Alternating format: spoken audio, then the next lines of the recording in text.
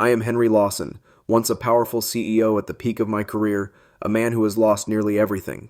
I had it all, wealth, respect, and power, but I traded it all for the chance to care for my family after a tragic accident left my wife paralyzed and my son in a coma. Now, I find myself working a humble job as a janitor, struggling to make ends meet. Beneath the surface of this quiet, hardworking man lies a deep love for my family, an unrelenting fight to save my son, and a heart burdened with loss. My journey is one of resilience, sacrifice, and the painful realization that sometimes letting go is the hardest act of love. I hadn't even walked through the front door before I felt it, the weight of everything collapsing on me. I was back home, but the sound of the door clicking behind me felt emptier than it ever had before. The house was quieter than usual, despite the fact that Maria was sitting on the couch, her eyes tired but alert. She looked up at me as soon as I walked in, her expression unreadable, but I knew she could feel it too, the storm that was approaching. "Hey, honey, I'm home," I said, trying to sound more positive than I felt, but the words came out hollow. My job, the one I had fought so hard to get, was already slipping through my fingers. I had been offered a position at the company, but the joy I had expected to feel about it was nowhere to be found. Instead, a gnawing emptiness settled in my chest, a feeling that had been there since the day I stepped down from my CEO position years ago. "You got the job?" Maria asked, though her voice lacked enthusiasm. She knew. She could see it in my eyes. "Yeah, a job's a job, right?" I muttered. "It's nothing exciting, but it'll pay the bills." "Are you hungry?" she asked, standing up from the couch. "I'll make you something, whatever you want. I'll whip up a gourmet meal." But I didn't feel like eating. I was so exhausted, mentally and physically. "I'm starving," I replied, following her to the kitchen. We both knew that the only thing that had been keeping me going for the past few years was the desperate need to keep my son alive, and the job, no matter how miserable it made me, was the only way I could do that. As I sat down to eat, I couldn't help but remember the years I had spent at the top of my game. The power, the respect, the control, it all felt like a lifetime ago. Now the taste of the food in front of me felt as empty as everything else in my life. Before I could lose myself in those thoughts, Maria's voice broke through. "Dear Lord, thank you for this bounty we are about to eat," she whispered as she began eating, her voice soft but steady. Then she paused, her fork halfway to her mouth. "Oh my gosh," she gasped, looking at the door. I turned quickly, my heart racing. There, standing at the door, was Henry. What was he doing here? He had been a CEO once, just like me. But now, here he was, standing in front of me, in a janitor's uniform. His face was grim, but there was a slight smile in his eyes. "What's going on, Henry?" I asked, unable to hide my surprise. "What does it look like?" he replied, his voice dry. "I'm working, as a janitor." "You?" I couldn't believe it. This man, who once sat in the CEO's chair with me, was now cleaning floors. Life had a way of knocking you down, didn't it? One minute you're on top, and the next you're scraping by. "I was a CEO once," Henry continued, his words slow and deliberate. "But it's okay, I'm just grateful for this job." Maria looked at him with sympathy. "But you were on top, Henry. What happened?" Henry shrugged, a brief flicker of pain passing through his eyes. "Life happened," he said. "But it's not so bad. At least I'm not starving, and I've got my health." "Don't say that," I said, shaking my head. "You used to teach us the first rule of being a good manager. Treat everyone with respect no matter their position. What happened to that?" "Eric happened," Henry replied, his voice bitter. "That's my new boss, and he has no idea what respect even means." I could see the hurt in Henry's eyes. He was trying to maintain his composure, but the truth was too much. "You don't have to take this," Maria said, standing up. "You deserve better. We can—" "No," Henry interrupted quickly, cutting her off. "Don't get involved. I need this job. No matter how awful Eric is, I can't afford to lose it. Not now."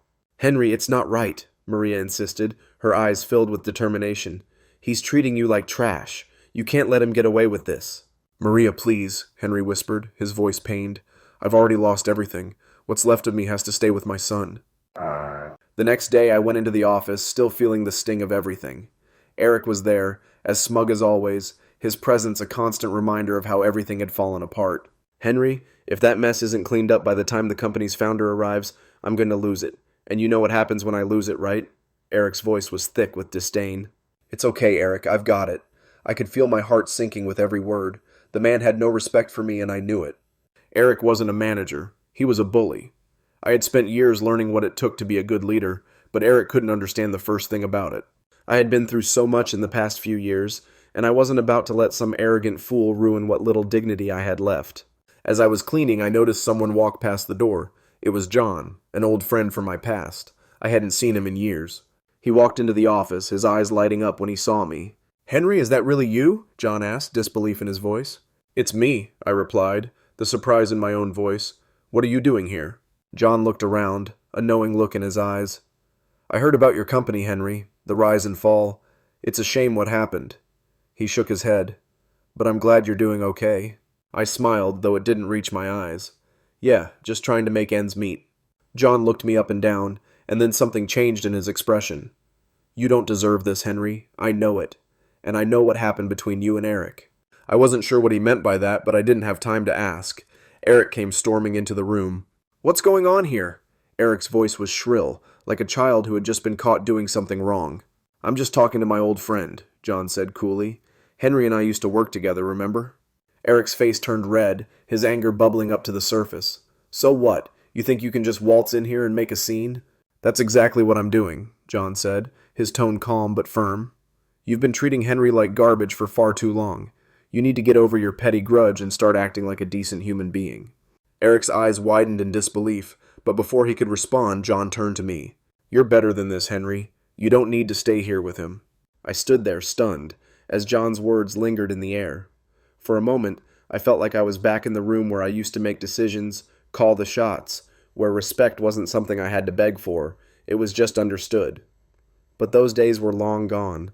My world had shrunk to the size of this office, this job, this humiliation. Eric seethed. He was about to say something, probably a string of insults or perhaps even threats, but before he could, John stepped forward, calm as ever, placing a hand on Eric's shoulder. "Eric, you're fired," John said with an almost casual air. "I don't need to explain myself. You've been running this company into the ground for years, and you've been treating people like trash for far too long." Eric's mouth dropped open. He couldn't believe what he was hearing. He sputtered, trying to find his words. "What? You can't do that. I'm the one who knows how to keep this branch afloat. I'm the one with the experience." John didn't even flinch. "No, Henry's been here longer than you, and you're not even capable of seeing what makes a good leader. Now get out." Eric opened his mouth to argue, but he could barely get the words out. He knew he was cornered. He stormed out of the office, swearing under his breath. "Henry, what's going on here?" John asked, turning to me once the door slammed shut. "What happened to you? The man I knew wouldn't have let this slide. You're better than this, man. You were once the king of the business world. What happened?" I let out a long, deep sigh. I looked out the window. The city sprawled below, mocking me with its shining skyscrapers. The lights felt so distant, like the things I once dreamed of achieving were now untouchable. "I lost everything, John," I said, my voice barely above a whisper. "My career, my family, my life, my wife and son, they're gone, or at least the lives they once had are. I've been trying to survive ever since. You wouldn't believe how hard it's been to just get by." I could feel the weight of the years pressing down on me again, like a 1,000-pound burden. My eyes grew blurry, and I could feel my throat tighten. "I didn't know," John said quietly, his voice softening. "I'm sorry, Henry, I had no idea. I didn't tell anyone, not even Maria. I didn't want to be a burden. But it's the truth. I had to give up my position to take care of them. And when the bills started stacking up, medical bills for Brian, for my wife, it all drained away. We lost everything. Every damn thing." John stood there for a moment, absorbing my words before his face softened. "Do you want me to help you?" he asked gently. "You don't have to keep fighting this battle alone." I shook my head, almost as if to shake off the weight of it all. "I appreciate it, John, but this is something I have to do on my own. I need to find a way to make sure Brian's okay. That's all that matters now. I can't give up on him." I felt a strange peace settle over me. It was almost like hearing someone else speak the words I had been too afraid to admit out loud. It felt like permission to stop being ashamed of my circumstances, but also a harsh reminder of how far I'd fallen. The next morning, as I got ready for work, I glanced at the clock and groaned. Another long day awaited me, but there was something different in the air, something lighter. I wasn't sure what had changed, but it felt like the first flicker of hope in years. Maybe it was because I wasn't alone anymore. Maybe because I had John by my side, even if he had walked into my life a little too late. But then again, maybe it was just the fact that Eric had been fired, and I no longer had to deal with his condescending remarks every day. I dressed quickly and left the apartment. As I walked into the office, I could feel a shift. People were talking. There was a new buzz in the air. The energy had changed for the better. Everyone was happier. The toxic weight of Eric's presence was gone, and the office finally felt like a place I could breathe again. As I made my way to my desk, I saw Maria standing by the coffee machine, talking to a group of employees. She looked up when she saw me, her eyes full of concern, but also a glimmer of hope. "Good morning, Henry," she said, her voice calm but warm. "How are you feeling today?" I smiled more genuinely than I had in a long time. "Better," I said simply. "Much better." Just then, John appeared at the door. "You ready to get to work, Henry?" he asked with a grin. "I think it's time to take this place to the next level, and this time, I'll be right there beside you." I nodded, my heart swelling with a mixture of pride and relief. Let's do it. The days that followed were unlike anything I had experienced in a long time. With Eric out of the picture, the office began to change. There was a sense of camaraderie that had been missing for so long. People actually worked together, helped each other. They weren't scared of Eric's judgment anymore. They had finally found their voice. But while the office dynamic was shifting, I still couldn't shake the worry that lingered deep inside me. I wasn't sure how much longer I could keep up the charade of having everything together. I was exhausted, mentally and physically. My nights were spent at the hospital, and my days were consumed with the relentless grind of work. Still, I wasn't ready to give up, not yet. One evening, as I left the office late, my phone buzzed. It was Maria. Her name on the screen made my heart skip a beat. "Hello?" I answered, my voice tight with anticipation. "Henry," Maria's voice cracked. "I don't know how to tell you this, but I think Brian's time is coming soon. They're saying we need to prepare." My stomach dropped. It felt like everything I had been holding on to was slipping away. The hospital had been a constant part of my life for so long, I couldn't imagine living without it, without Brian. I gripped the steering wheel, trying to steady my breathing. I could feel the tears prickling at the edges of my eyes, but I couldn't let them fall. Not now. Not when I had come this far. "I'll be there soon, Maria. I'm coming." My voice was hoarse, but there was resolve in it. No matter what happened, I wasn't going to lose him. Not without a fight. I couldn't imagine the weight I was carrying inside. Last night, I stayed awake at the hospital with my son, as he fought against the illness no one could predict how long it would last. His fever came and went, making his face flush, and I was so exhausted I felt like I couldn't go on. The feeling of helplessness, watching him suffer while I could do nothing but hold his hand, was unbearable. But I knew I couldn't break down. I had to be strong for him, for my family, for everyone. As the first light of morning crept through the hospital window, I had to face another battle. I couldn't stay at the hospital all day, knowing I had to go out to work to make enough money to pay for the medical expenses. My son's illness could stretch on, and the costs were piling up each day. The price of visits, tests, and treatments was more than I could have ever imagined. Every passing day only increased my worries about how I was going to cover everything without sinking the family into debt. I went to work, pushing myself through the tasks like a machine, even though my mind was constantly filled with images of my son lying in that hospital bed, weak and staring out the window. Every time I looked at documents, contracts, or had important calls, it was like my focus was slipping away. But I knew if I didn't do it, no one else would. I had no choice but to keep trying my best. Everything felt like it was weighing me down, but I couldn't give up. I kept thinking of my son, his smile when he was healthy, and all the happy memories we had shared together. Those memories gave me the strength to keep going. My son needed me, my family needed me, and I had to be the one to carry it all, no matter how hard it was. It felt like a never-ending cycle. At night I would go back to the hospital, anxious with each fever my son had, but every time I saw him reach for my hand, his eyes full of hope, I found more strength. No matter how difficult the world outside was, no matter how tired I was, I knew one thing: my son needed me, and I would never give up. Day by day, I continued to fight.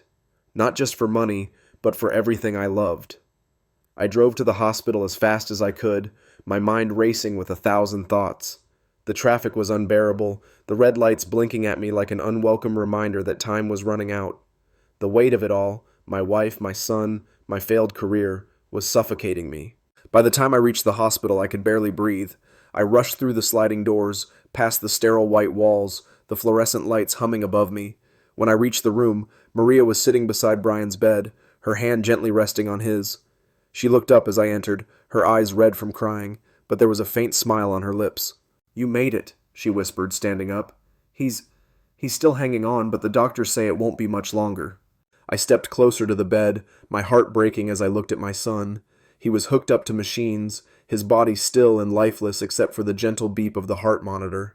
I reached out and took his hand, feeling the warmth of his skin, a stark contrast to the cold machines that surrounded him. "I'm here, son," I said, my voice shaky. "I'm here. I'm not going anywhere." Maria stepped back, letting me have my moment. She went to the window, her face turned away from me as she wiped her tears. I couldn't blame her. She had been carrying this burden for so long, and I had barely been able to help her. After a few moments, I turned to her, my heart heavy with the weight of what was happening. "Maria, I don't know what to do anymore. I'm so scared. I don't know how to keep going without him, without you." She turned back to me, her eyes filled with understanding. "I know, Henry, I know, but we have to be strong. For him." I nodded, but the knot in my chest only tightened. What if this was the end? What if I lost him? How could I keep living in a world that would be so empty without him? The next few days felt like a blur. I spent every moment I could at the hospital, holding on to hope, though it was slipping away with every passing hour. The doctors told us to prepare, but I wasn't ready. How could I be? Meanwhile, things were changing at work. John had really stepped up. The office atmosphere had become more open, more collaborative. It was as if a weight had been lifted after Eric's departure. But even with the positive changes, it felt like nothing mattered anymore. The success, the respect, it all felt insignificant compared to what I was losing. But then, something unexpected happened. John called me one evening after I had just left the hospital. I was exhausted, physically drained, but I still answered the phone. "Hey, Henry, we've got something big," he said, his voice full of energy. "I need you to come by the office tomorrow. We've got a huge opportunity, and I think you're the one to lead it." I sat up, suddenly alert. "What opportunity? What's going on?" "It's the kind of thing that could put us back on the map," John replied. "We've got a proposal from a major company, and they want you to handle the deal. It's huge, Henry. A 6-figure deal. This could change everything." I felt a rush of excitement, but it was quickly drowned by the nagging feeling in my chest. I couldn't concentrate on business right now. I had to be with my family. "John," I said, my voice weary, "I'm not sure I can handle this right now. My son, he's—" "I know, Henry," John interrupted gently, "but you've been given a second chance. You've worked hard for this. Don't let everything slip away now." I sat there for a moment, the silence between us heavy. Finally, I let out a long breath. "I'll think about it. But right now, I need to be with my family." "I get it," John said softly. "Take care of your son, Henry, but don't forget about the future." The next morning, I went back to the hospital. I had made my decision. I couldn't let Brian go without knowing that I had done everything I could to make sure he was taken care of. But I also couldn't walk away from this opportunity. It felt like a lifeline, something that might finally help us rebuild the life we had lost. When I arrived at the hospital, Maria was sitting by Brian's side, her face drawn. She looked up at me as I walked in, her eyes filled with sadness. "Henry," she whispered, "I don't know how much longer he can hang on." I walked to Brian's side and took his hand again. The machines beeped steadily, but there was a faint, unnerving sense of stillness in the room. I kissed his forehead, the tears threatening to fall. "I love you, son. I'm not giving up on you. I won't let go." It felt like I was holding on to him with every fiber of my being, but deep down, I knew I had to prepare myself. It wasn't just about holding on anymore, it was about letting go when the time came. That evening, I finally made it back to the office. John was waiting for me, his eyes sharp with anticipation. "You're here," he said with a grin. "We're going to nail this deal, Henry. This is your moment." I nodded, trying to shake off the heavy weight of the day. "Let's do it." We spent the next few hours working through the details of the deal, and for the first time in days, I felt like I was in control again.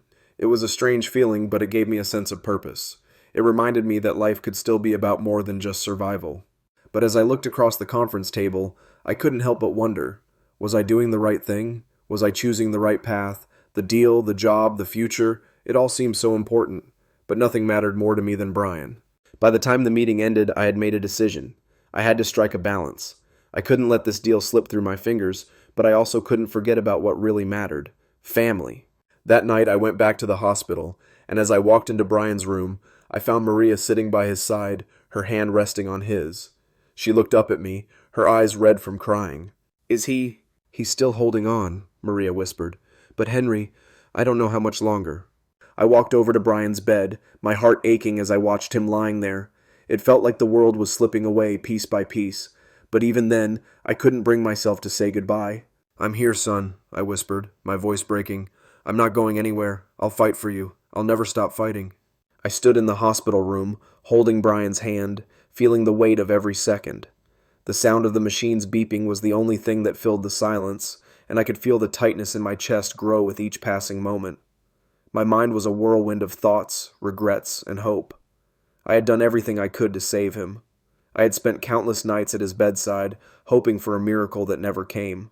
But now, as I stood here watching him struggle, I knew the time had come. Maria was sitting beside me, her hand gently resting on Brian's. Her eyes were red from crying, but she hadn't left his side. The quiet, steady beeping of the monitors seemed almost deafening in the stillness of the room. I could barely bring myself to look at her because I knew she felt the same way I did, helpless. "Henry, what are we supposed to do?" she whispered, her voice cracked from the weight of her sorrow. "He's been fighting for so long, but we can't keep doing this." I didn't know how to answer her. What could I say? What could I do? I had promised Brian, I had promised myself that I would never give up on him. But now, the reality was staring us in the face. How could I possibly let go of my son? How could I face the world knowing that I couldn't save him? As I stood there holding his hand, something in me broke. The battle we had been fighting for all these years, fighting for his survival, fighting for his life, was slipping away. But I couldn't let go. I couldn't stop holding on, even if I knew deep down that it wasn't enough. Then, just as I was about to break, as I was on the edge of letting grief swallow me whole, Brian opened his eyes. They were heavy, tired, but he managed a weak smile. It wasn't much, but it was enough to make my heart swell. "Dad." His voice was faint, barely above a whisper, but I could hear the love in his words. "Dad, I love you." The tears I had been holding back spilled over. I held his hand tighter, my voice trembling as I spoke. "I love you too, Brian. I'm so proud of you. You're so strong." He looked at me for a moment longer, his smile growing ever so slightly. Then, in a voice that was so soft it barely reached my ears, he said, "It's okay, Dad. You don't have to fight anymore. I'm ready, I love you, and I'm saying goodbye." The moment hung in the air like a fragile thread, and everything inside me screamed to hold on, to beg him to stay. But as I looked into his eyes, eyes that had been full of life and promise, eyes that had seen so much pain, I knew. I knew that Brian wasn't just saying goodbye to me. He was telling me it was okay to let him go. It was his gift to me, his final act of love. And so, with the smallest of nods, I let him go. I didn't want to, but I had to. I wanted to save him so badly that it hurt, but in that moment I realized that sometimes love means knowing when to let go. Holding on wasn't the answer. It wasn't the solution. As the machines beeped in the background, signaling the end, I whispered to him, "You're my heart, Brian. I'll never forget you. I love you so much. Always." And just like that, my son was gone. I don't remember much after that. I just remember the overwhelming emptiness that followed, a silence that felt like it would swallow me whole. Maria and I stood there together, holding each other as the world outside kept spinning, as life kept going. But for me, the world had stopped. A few days later, I stood outside the hospital, the sun setting low in the sky. The streets were still, and the air felt heavy with the weight of everything that had happened. I had tried so hard, but in the end I couldn't save him. And as much as that hurt, I had learned something in those final moments. I had learned what true love meant. True love wasn't about saving someone, no matter how much we want to. It wasn't about keeping them here when their time had come. It was about accepting their choice, honoring their journey, and letting them go with the peace they deserved. I looked down at the hospital bracelet on my wrist and smiled softly to myself. Brian had given me the greatest gift in those final moments. He had given me permission to live again, to let go of the guilt that had weighed me down for so long. I didn't know what the future held, but for the first time in a long time, I felt like I could breathe again. The path ahead would be hard, and the pain would never fully go away, but I knew one thing. I would never forget my son. He had taught me what truly mattered: love, sacrifice, and the strength to let go when it was time. As I walked away from the hospital, I thought about the lessons I had learned. Life is fragile. We often take it for granted, thinking we have all the time in the world to fix things, to make things right. But sometimes we don't have that luxury. And that's okay. The important thing is to cherish the moments we have, to make them count, and to hold the people we love close, no matter how fleeting those moments may be. So, what about you? Have you ever been in a situation where you had to let go of something, or someone you loved? How did you find the strength to do it? What lessons did you learn along the way? I'd love to hear your thoughts. Share your experiences in the comments below. Let's continue this conversation because we're all in this together. And maybe, just maybe, we can help each other find the strength to move forward, even when it feels impossible. Thank you for taking the time to read this story. It means more than you know. Keep holding on to what matters most in your life, and never forget the power of love.